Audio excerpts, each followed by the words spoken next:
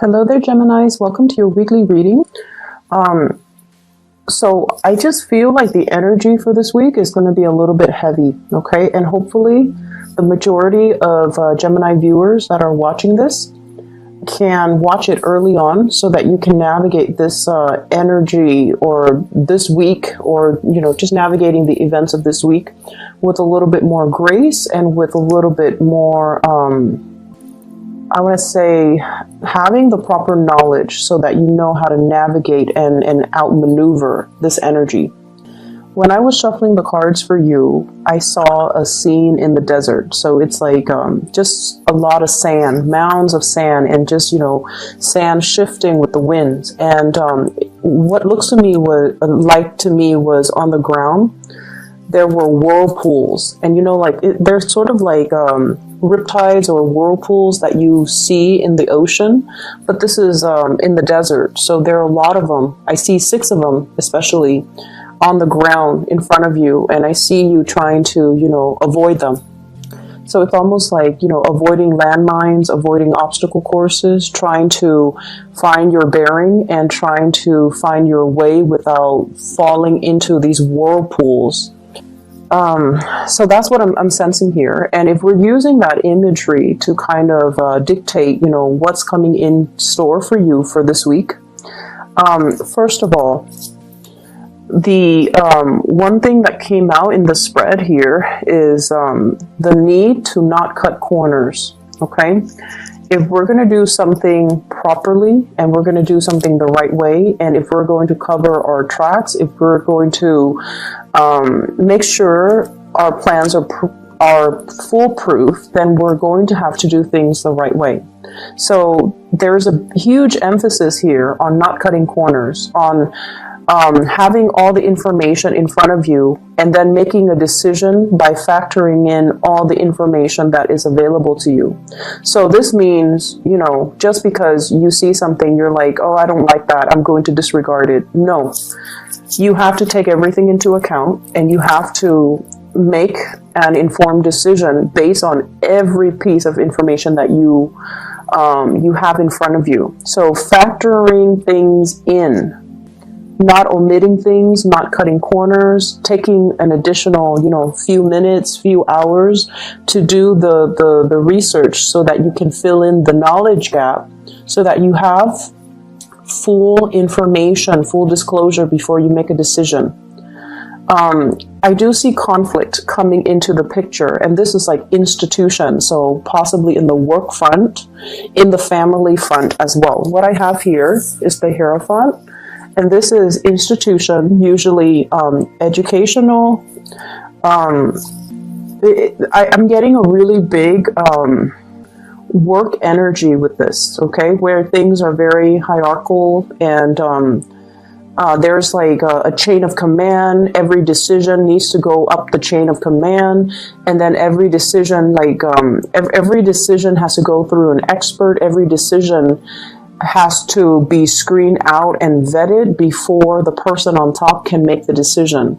When it's in the reverse position, it's almost like getting really frustrated with this bureaucratic process, because everything has to be looked over by higher ups, everything has to be delayed, and just there's a lot of red tape, there's a lot of people with differing agendas, and it's slowing down the process. But once again, I feel like, yes, it is a very archaic, time-consuming, possibly inefficient process, but I feel like it needs to happen because all the people that are looking at a situation before they can approve it, before they can decide on the best course of action, they are experts in their field, and they're making the decision from their perspective. So you have to respect the process, and you have to, allow for this. No matter how slow and frustrating it can feel at the time, you have to allow for the natural process to unfold. This is a card about disagreement here. We have the 5 of Swords, and the 5 of Swords is winner takes all. Okay, lack of compromise, wanting to make like these executive decisions without consulting other people, and it's sort of like one person leaves with all of the jewels on their sword, and then the other person is left with nothing. So in the spirit of compromise and in the spirit of, trying to do the right thing, it is really crucial for you guys to understand that these protocols and these processes are placed or put into place because there's a need for it.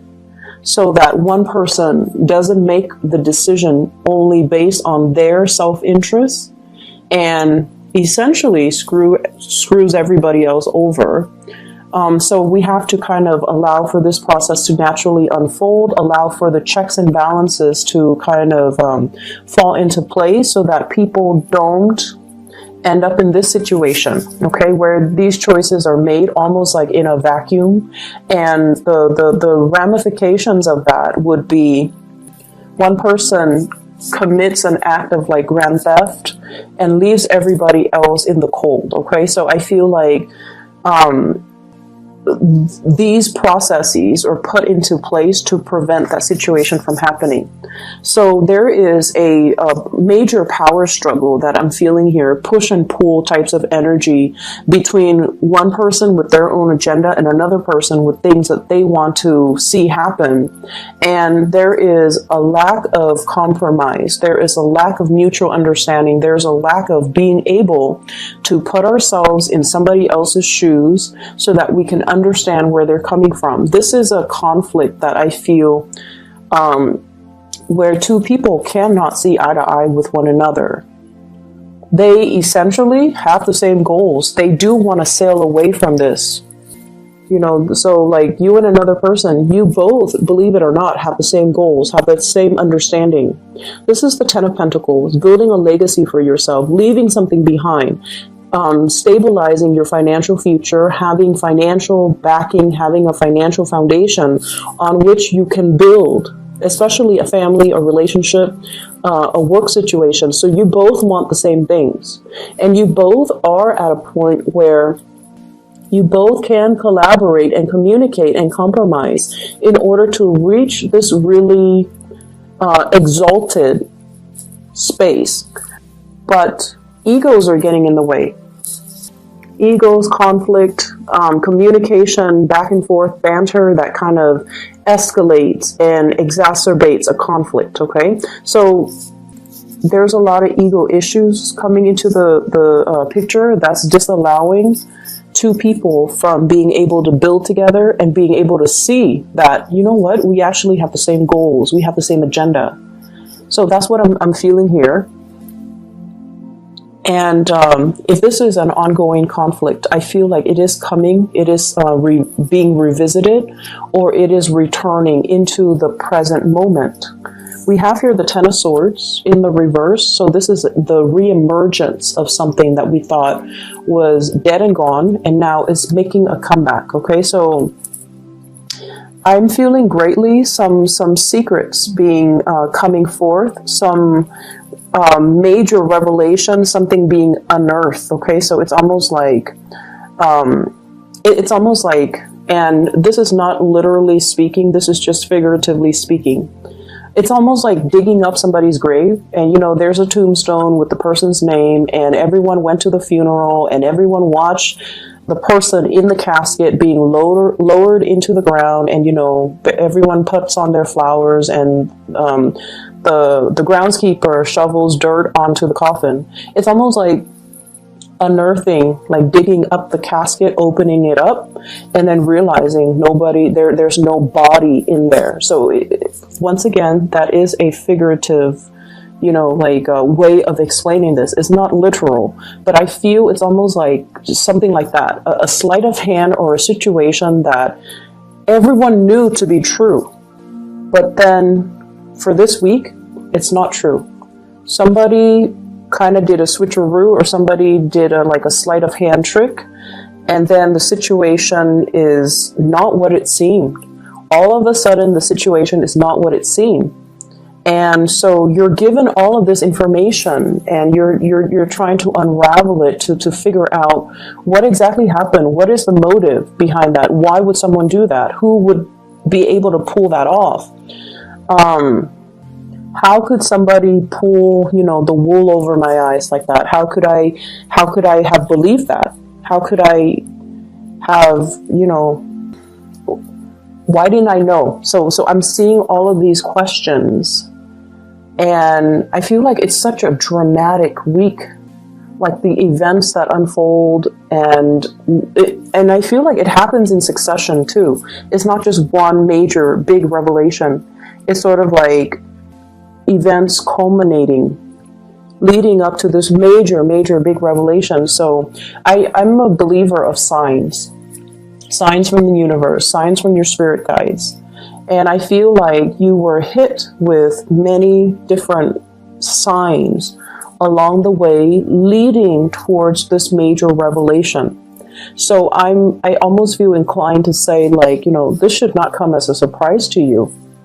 But that's what I'm feeling. It's almost like all the signs were there, little by little, moving you towards this big revelation, or preparing you for this big revelation.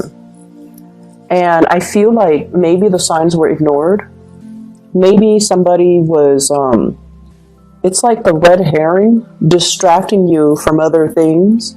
And in the process of being distracted, you were not able to see the signs, or you were not able to, there's a big sleight of hand energy here where I feel like it could come from you, Geminis, or it could come from your environment, okay?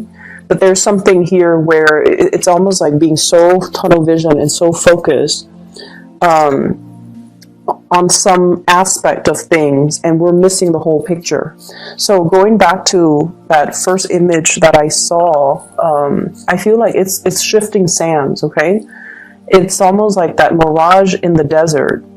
What we think is our destination, we're heading towards the oasis, and we're trying to find refuge away from the heat and the scorchiness and just the dryness of the desert, heading towards this oasis, and we feel like it's in front of us, but then everything turns out to be a mirage.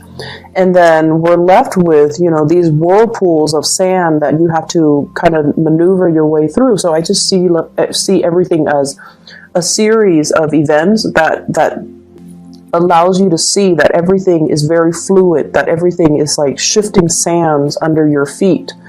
Needless to say, there is a big need here to be firmly grounded, okay? The decisions that you make, the things that you're planning, and whatever it is that you're planning to do. I feel for some of you, talking to a boss, and the boss is not able to give you anything definitive. Like, we don't know yet. We need to get the projections for next year, so we're not going to be able to, approve that raise, open up that position, decide on a course of action, finalize the contract. So everything is like on hold, and everything is just like contingent upon other things. So I feel like if that's the case, you might be frustrated. You want to move things along. But once again, everything is built on shifting sands. And the desert landscape, it changes too with the weather. There could be, very severe windstorm. And it changes the mounds, it changes just the landscape. So what was there yesterday might look very, very different the next day. And so if you're used to one way of doing things, you're going to have to quickly adapt to these shifting sands and do things a different way. And it's going to be frustrating because when you're in the midst of this, it is not your place to be able to ask these questions. Why are we switching protocol? Why are we changing our objectives? Why are we changing our agendas? And I would say that, the reason why we have to do this is to accommodate some recent big changes, to accommodate and make room for new things. New things might be better, or to just accommodate the climate that we're in. So I feel like it can feel a little bit frustrating. I see for others too, this is in regards to your significant relationship, okay? There's definitely a situation where things were building up, and I see like concentric circles, small, medium, getting bigger and bigger. So things are culminating in your love relationships, and I feel like many of you have been with somebody or are staying with somebody that you're no longer in love with. And you have flirted with the idea of, divorce, separation, hightailing it out of there are the words that I'm hearing. Like, I don't want to be involved in this anymore. Emotionally, I'm spent. I am no longer emotionally invested in it. But the financial burden, if you were to get divorced, is really, really, really big. It's almost like, so let me show you the cards. 10 of Pentacles, family. 10 of Cups in the reverse. 10 of Cups in the reverse is like no longer seeing eye to eye with the other person, no longer in love with the other person. But here's the catch. 5 of Swords, winner takes all. So if we were to proceed with divorce, separation, one person is going to take everything. So I'm feeling here there's a lot of paranoia regarding finances, regarding money. And I feel for some of you, this can play out in a divorce proceeding, court proceeding, not wanting to leave a relationship because of financial considerations. For those of you who are traveling, I do see travel and movement. You're obsessively planning over it. Where am I going to stay? What stops am I going to make along the way? Do I have the financial resources? So those of you who are dealing with that, you're going to be fine. You're going to be okay. You're going to sail over your financial woes, okay? And all of it is happening because you're taking the steps and you're doing your due diligence to plan these things. So I definitely see people traveling with a family member, with family, and I feel like it's going to be an expensive trip. It's expensive, but you will be okay, because I feel like, if there's a will, there's a way. The universe will intervene and help. There's a certain amount of luck here too, I feel, like necessary luck in order to get things off the ground, okay? So it is a lot of it has to do with you putting in the effort and the work in order to do your due diligence, in order to do your research, in order to plan things out and lay out a blueprint for yourself.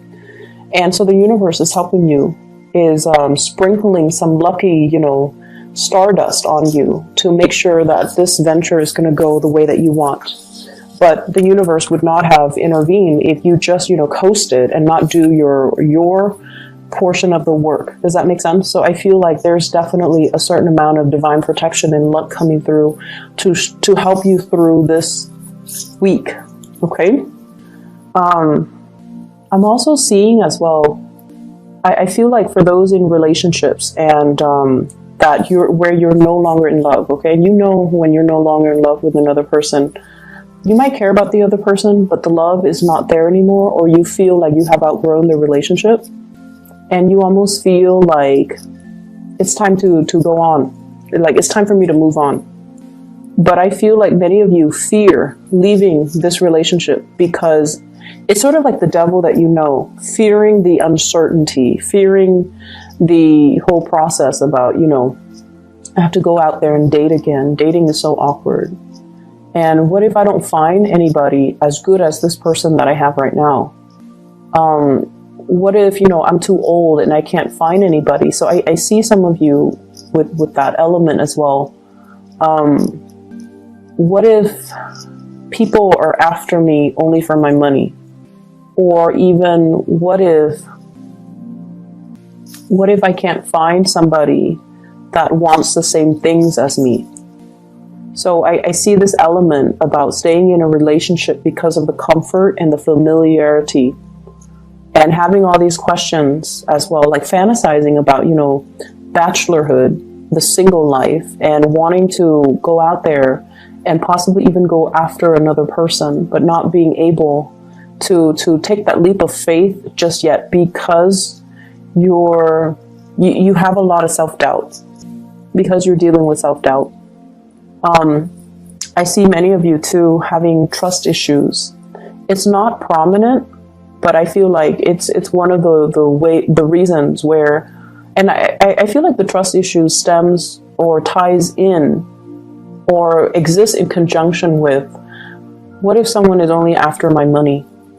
You know, what if somebody's only after my fame? What if somebody is using me kind of like as a stepping stone for their career, or they're only using me to help them in some way, or they're only using me to boost their status in some way? So I feel like some of you have a lot of fame associated with you, and you're weary about dating because you don't want to be used. You don't want the other person to take advantage of you.